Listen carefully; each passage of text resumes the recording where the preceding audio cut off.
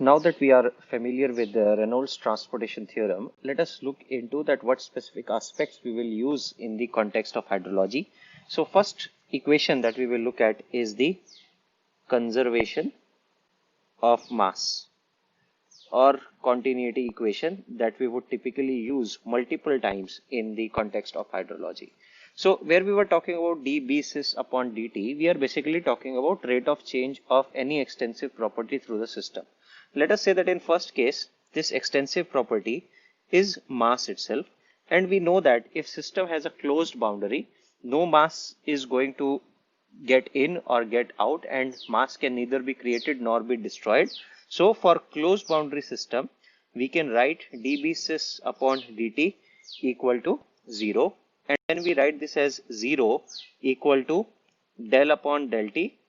triple integral over control volume. And for simplification of notation, we will represent it by simple integral, but whenever we write CV, that means we are taking integral over volume b dv plus cs beta rho v dA, as we derived in our previous lectures. In the case of mass, this will become 1 because rate of change of Bsys with respect to m is equal to 1. And now when we look at these terms, we are basically looking at the first term, which represents rate of change of storage that is happening through control volume, which we can simply write as del S upon del T. Now this should be equal to minus of CS 1 times rho times, and we are also having one rho here, and we are assuming that this fluid is incompressible and the density itself takes care of it and cancels out from the both sides. So we have ds by dt minus 1 times v dA. Now when water is entering, so wherever this is entering, we are going to have a negative sign, because we learned that we used one correction of negative sign for inflow because mass cannot be negative, and hence we can write this as ds by dt equal to minus of it minus of qt,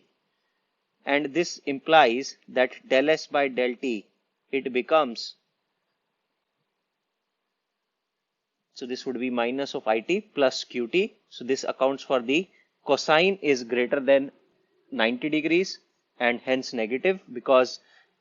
area and velocity vector are aligned opposite to each other, which implies del S by del T equal to it minus qt. That would mean that net rate of change of storage with respect to time is equal to inflow minus outflow. And in hydrology, this inflow would be typically represented by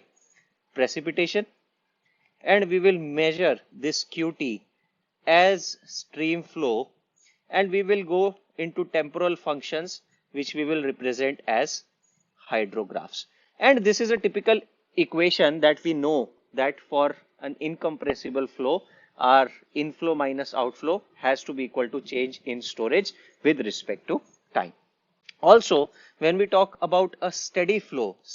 would mean that nothing is going to change with respect to time, and hence del S upon del T would equal to 0, which would implies that it is equal to qt. That means whatever is coming in, that is going out. There is no change in storage, and hence system is in steady state and nothing is changing with respect to time. Now in just as we did the case for conservation of mass, we can also apply this Reynolds transportation theorem to the momentum, and let us look into that, how that form looks like. And of course this is a quick revision of the concepts that you have already learned. Again, I will write this quickly, that del B del Sys upon del T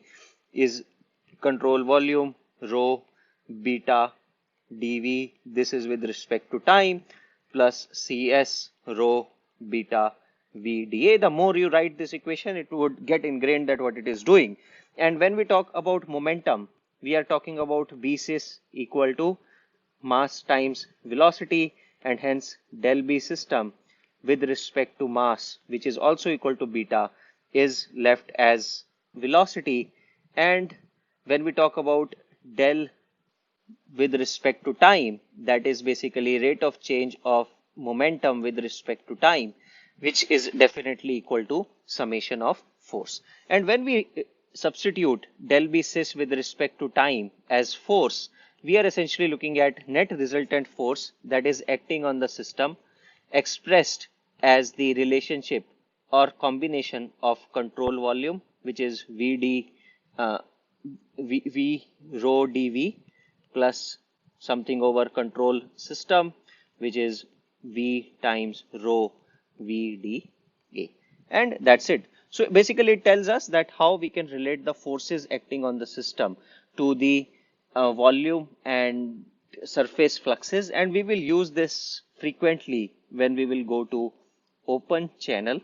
flows. And now it would not be hard for us to look this case for a steady flow, that what would happen in steady flow, that this term with respect to time would equal to 0, and we can simply say that net change in forces is equal to the fluxes over control surface, which is simply V rho Vd A.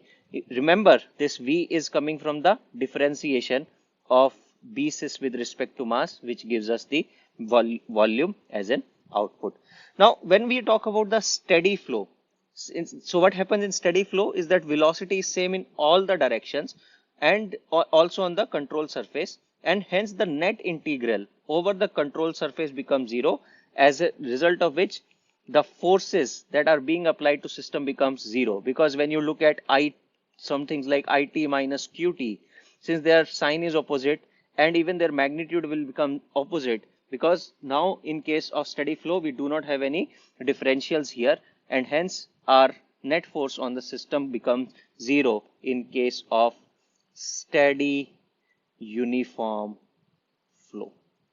and we say that our system is in equilibrium. With this, let us quickly move to the last use case of Reynolds transportation theorem, which we will learn in the context of energy balance, and let us try to look into that. Now again, we will first of all write the full expression of B, which is internal energy plus half mv square plus mgz, and we can write beta as dB upon dm, which in turn would be equal to EU plus half v square plus gz if z is the height above datum. And when we talk about dB by dt is the net change of energy that is happening in the system, and we say that system is allowed to exchange energy with its surroundings. So that is what is dH by dt, but that is what is the incoming flux and what is the work done by the system with respect to time. And when we substitute it into our Reynolds transportation theorem, we end up with an expression dH by dt minus dW by dt equal to d dt integral over control volume given by EU plus half v square plus gh rho dV plus EU plus half v square plus gh times VdA, and this integral is taken over control surface. And this equation is primarily used when we go towards the estimation of evapotranspiration. And there would be a question in your assignment where you have to apply Reynolds transportation theorem with some phase changes happening and try to estimate with respect to time what is the level of water would change in a closed container which is allowed to interact with the surroundings. Now, so these are some of the basics or applications of Reynolds transportation theorem, and in next talk we are going to discuss specifically about energy, because energy would be one of the prime processes that will drive our hydrological cycle, and we will look into the transportation processes, that how energy mass actually gets transferred and what are some of the basic physics laws that govern these transfers. Thank you.